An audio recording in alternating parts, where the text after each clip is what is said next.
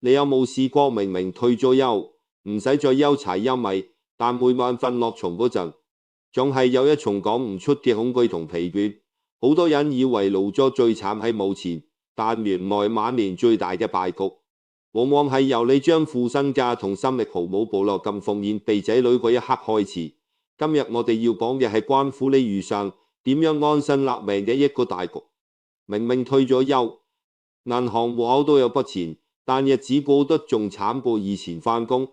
每日去街市買餸要夾界慳過新抱，唔捨得食唔捨得着，心入面成日掛住個仔層樓點供，我算係冇月補習費點算？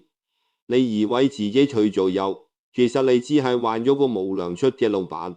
你以為呢種叫偉大，但其實你可能無意中過配緊自己晚年最大嘅氣場，甚至一步步走入緊人生最大嘅漏財陷阱。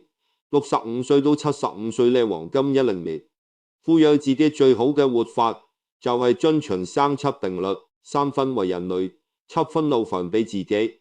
好多人以為做父母就應該燃燒自己，照亮仔女，將全副身家奉獻晒，或者將所有精力擺晒落孫仔孫女身上，先叫做功德圓滿。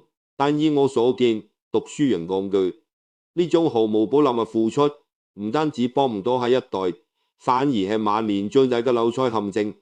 呢度講嘅財，唔單止係銀紙，仲有你嘅健康、你嘅心力，同埋你喺呢個家嘅地位。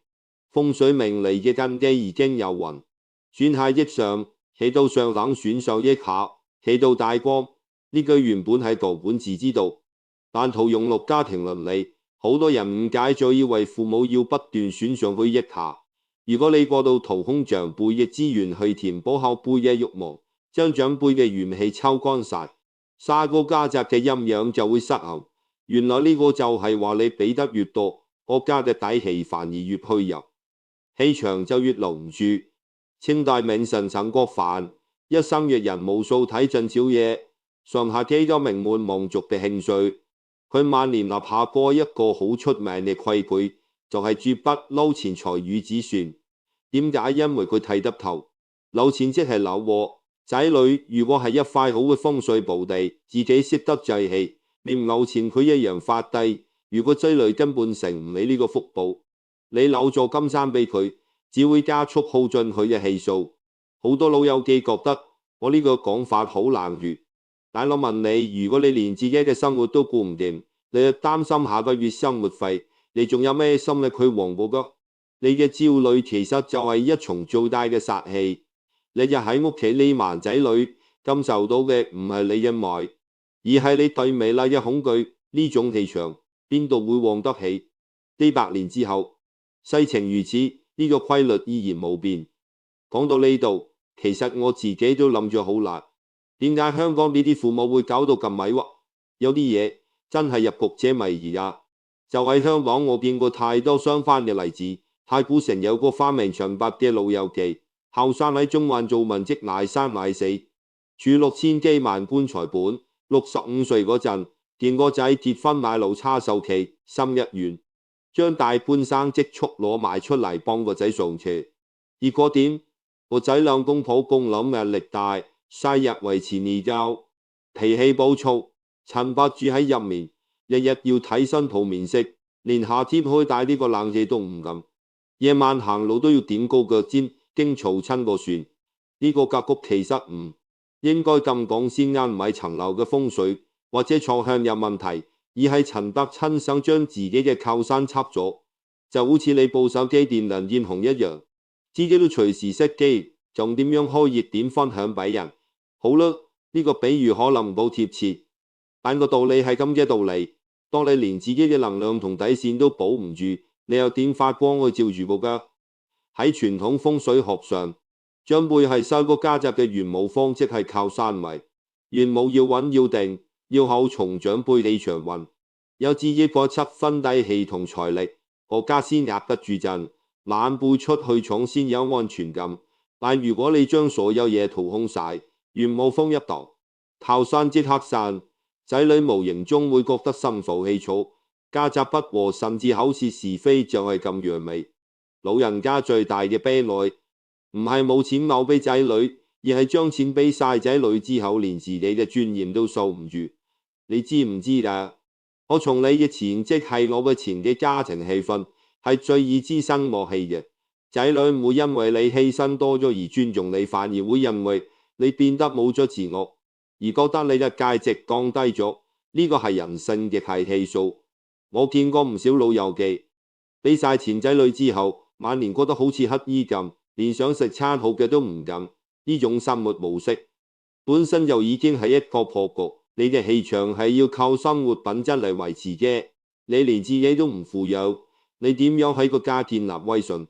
當你連自己嘅生活都係持唔到尊嚴，你喺個家嘅位就變咗，你由長輩變成咗負擔。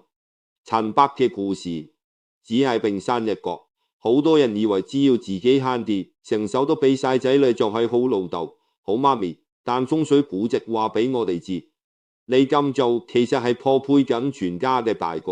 家陣風水亂咗都算，但唔得人驚嘅係呢種做法會直接翻噬你嘅身體。點解退咗休反而周身病痛？3000幾年前嘅三國時代，諸葛亮神機妙算，識得借東風，保北陣圖，但去到晚年去食小事飯，連軍中罰20藤條嘅瑣碎事都要親自去管。結果係點？勞心勞力將自己條命耗盡，最後升落秋風五丈原。連聖上咁勁嘅風水玄學大師都擋唔住心力交瘁嘅耗損。而家就喺香港，我哋日日都見到現代版朱寶良。沙田有個化名李太嘅師奶，今明睇通生知道流年病符星飛能，特登買齊套5老6帝錢喺屋企佈晒陣化解。但係佢日日為咗新抱湊孫嘅事勞氣，見到孫仔食少啖飯就鬧，新抱買錯指示又有啦，鬧親都面紅耳赤，谷住一肚氣。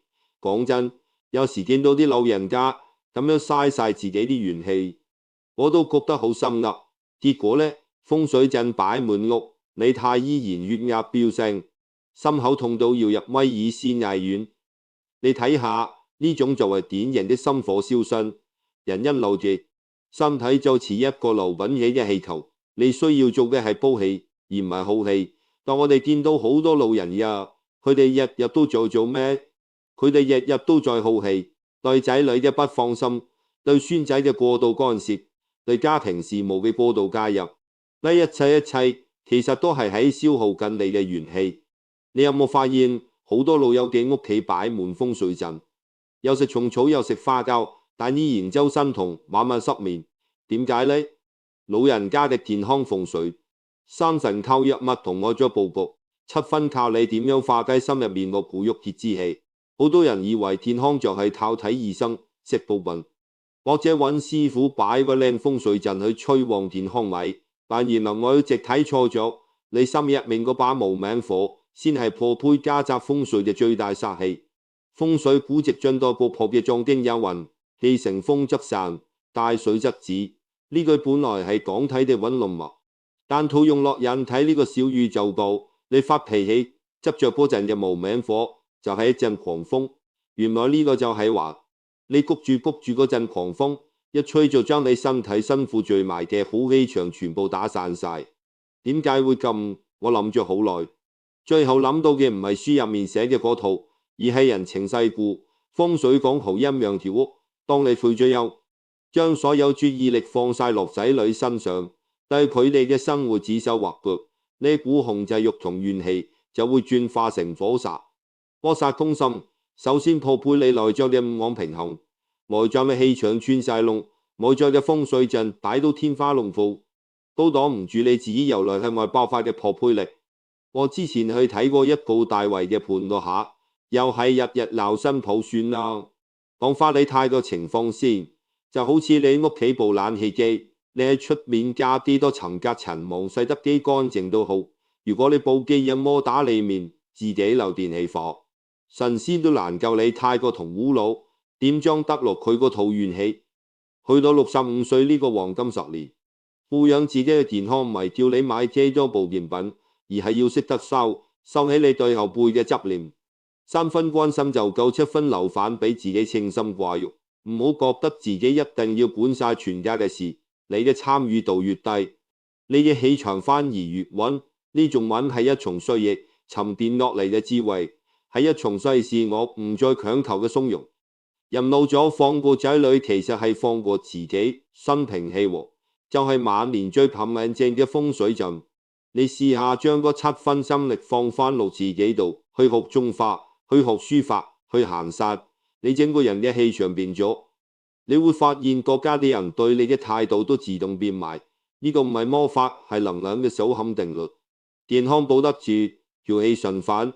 但好多老友記去到呢個歲數，仲驚嘅唔係病，而係身邊多咗啲吸血鬼。特別係你手上嗰筆棺材本，一旦你退咗休，就會有各種奇怪嘅人埋你身，而呢啲人隨時係你自己惹翻嚟嘅，唔睇落去唔開心。下個位我哋講破財，你以為辛苦儲埋嗰幾百萬退休金，夠你安享晚年錯啦。好多人到咗65歲至75歲先嚟腦嚟破財，被人呃晒或者連投資輸清過，我從絕望真係連覺都瞓冇位。65歲到75歲呢，黃金100年，富養自己最好嘅活法就係遵循3-7定律。很多人後悔太晚了，好多人成日話活到老學到老，錢放在銀行貶值，一定要識得理財投資。但依我所見，呢個絕對係當代最大嘅迷思同陷阱。老人家嘅錢根本唔係用嚟錢揾錢嘅。風水古籍青朗經有云山灌人丁水灌財，呢句說話嘅意思喺風水入面好明確，水主流動，主財富，但去到晚年，你仲去追求嗰種流動嘅水高風險嘅回報，你嘅氣場根本承擔唔起。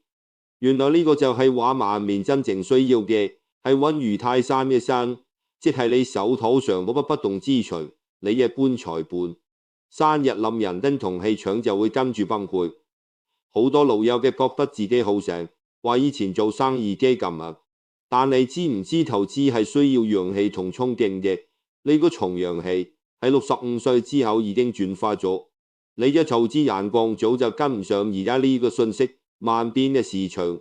你覺得自己好醒，其實喺騙子眼入面，你嗰筆錢就係一塊散發住可憐味道嘅肥肉。幾百年之後，世情依然冇變。喺香港我見過唔少血淋淋嘅例子。深水埗有個化名強叔嘅老友記，68歲嗰陣退休金都至200幾萬，本嚟平平安安每日只夠使用，偏偏聽信咗所謂老朋友嘅推介，話咩買倫敦任搶先股，好快可以翻倍。強叔心豪，覺得自己後生喺上場打滾過，點會睇錯？結果呢，短短半年時間，200幾萬棺材本輸得一乾二淨。嗰陣時我聽聞呢件事，真係你唔知講乜好。有啲嘢真係一失足成千古恨。強叔輸咗錢之後，老婆同佢日夜嗌交，最後抑鬱成疾，冇幾耐就住咗入米院。呢個格局其實唔應該咁講先啱，唔係強叔份投資計劃書有幾高明，而係佢唔懂手嘅哲學。投資係要賭嘅，大晚年嘅人生根本唔應該再賭。你嘅氣場需要係定，唔係變。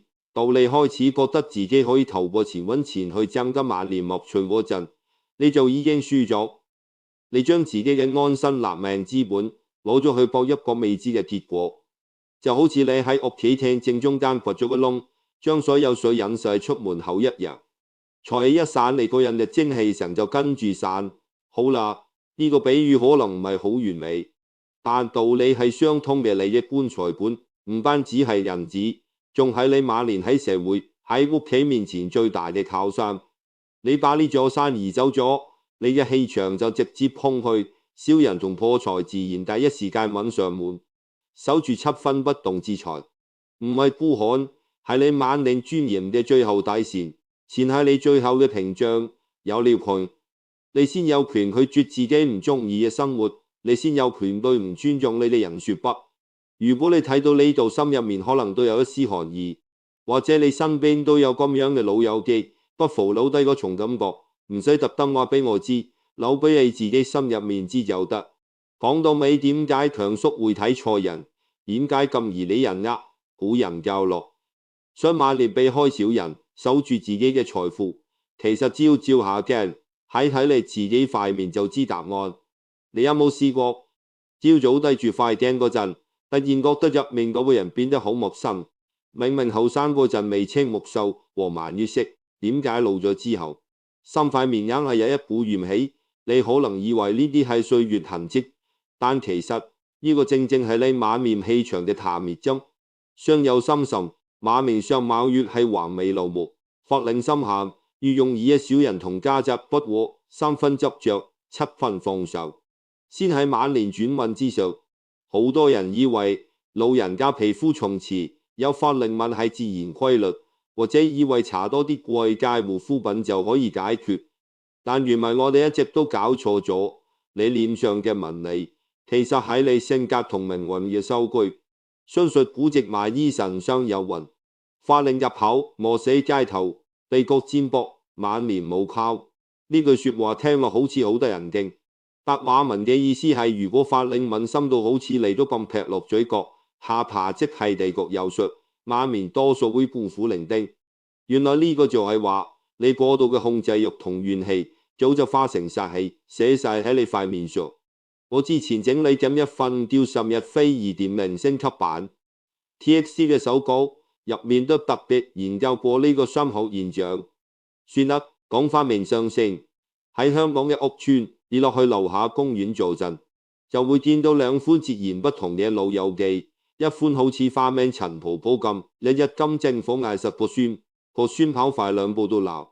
新抱買錯火菜又吃麵，結果呢，佢法令紋極深，尾頭永遠鎖實，翻個苦瓜乾飲。另一款係黃婆婆，得閒就去飲茶，打太極，有得啲後生自己搞掂。佢面目慈祥，雖然滿面皺紋，但晒個人散發住一重祥和之氣。老實講，每次見到啲老友記執着到面容扭曲，我都覺得好可惜。呢種面相即係點講冇呢？其實唔係天生嘅，而係後天自己雕刻出嚟嘅。就好似你揸住嚿石揸得越緊，手心就越痛，最後連手指都僵硬埋。好啦，呢個比喻可能老土咗啲，但放手嘅道理大家都明。其實你點對個世界，個世界就點樣雕刻你塊面。點解會咁依我所見？相術從來唔係宿命論，而係一套觀察人嘅方法論。環境同生態會直接影響你嘅面部肌肉奏向。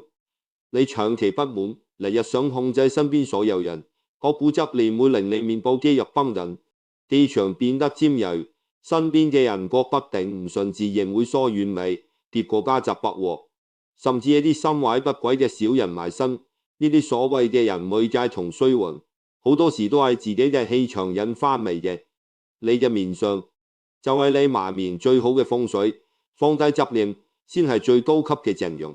當你開始學識放手，你會發現國家嘅氣場會自動修復，因為你唔再係一個壓迫者，而係一個真正嘅長者。呢種氣度係任何護膚品都俾唔到你嘅，係一重由內而外散發嘅貴氣。喺通咗面上守住咗棺材本，最後呢黃金10年，我哋到底應該點樣安放自己嘅心？有一個最簡單嘅動作，連阿婆都做得到。你有冇諗過，與其日日求神拜佛去化解晚年嘅重重危機，其實最高級嘅風水陣唔係揾大師布局，而係只需要你安靜落嚟，做一個連阿婆都做得到嘅簡單動作。已經第33卦叫遁過，遁即係退避。書入面講遁世無門，不見事而無悶，意思即係話真正聰明嘅人退隱落嚟，就算冇人明白佢心入面都唔會覺得鬱悶。原來呢個就係話，退一步唔係認輸，亦唔係逃避責任，而係為咗保存自己嘅元氣。喺香港呢個咁急促嘅城市，冇見過一個深水埗嘅老人家，佢冇錢擺咩風水大局，佢每日晏晝就係落去樓下公園坐低，合埋雙眼，咩都唔諗，靜靜地曬半個鐘頭太陽。仔女啲嘢唔理，新抱面色睇唔到，就係咁簡單，可以活到80幾歲，下得走得。呢場仲揾過好多殺日4圍波嘅後生仔。講真，有時越簡單嘅道理，渴望人亦係難做到，就好似將一部一直運作緊嘅機器直接拔掣一樣。唔應該咁講先啱，唔係拔掣，而係轉做備用模式。當你做到3分向外睇，7分向內求，將放喺出面嘅7分心力收返埋入心，你嘅5行氣數自然會聚攏，外在嘅殺氣根本埋唔到你身。你要記住，馬年唔係你人生嘅終點，而係你人生最高層次嘅收穫期。呢個收穫唔係物質，而係心境，係你對於細個世界嘅一重通透。當你睇透咗所有嘅因果，所有嘅得失，你就會發現，其實你一直追求嘅幸福，一直都喺你心入面。富養自己，從來唔係食珍饈百味，而係喺喧鬧嘅晚年入面，揾得翻一處安靜嘅心田。當你真係做到呢樣嘢，你會發現你身邊嘅人會開始重新審視你，會開始真正咁尊重你，因為你已經變成咗一個真正有能量嘅人。唯一一個問題，其實唔係問緊大家，係問緊曾經有過呢種處境嘅你。你已經為咗呢個家操勞咗大半生，你而家係咪時候將個7分愛還返俾自己？如果啱啱幫中你自己心入面有數就得，想講出嚟留言道歉。風水講到底計，從來都會講緊人同環境，人同自己有和解。下次去茶樓試下斟杯普洱俾自己，慢慢談。呢杯茶唔係飲俾人睇，係飲俾你自己嘅餘生。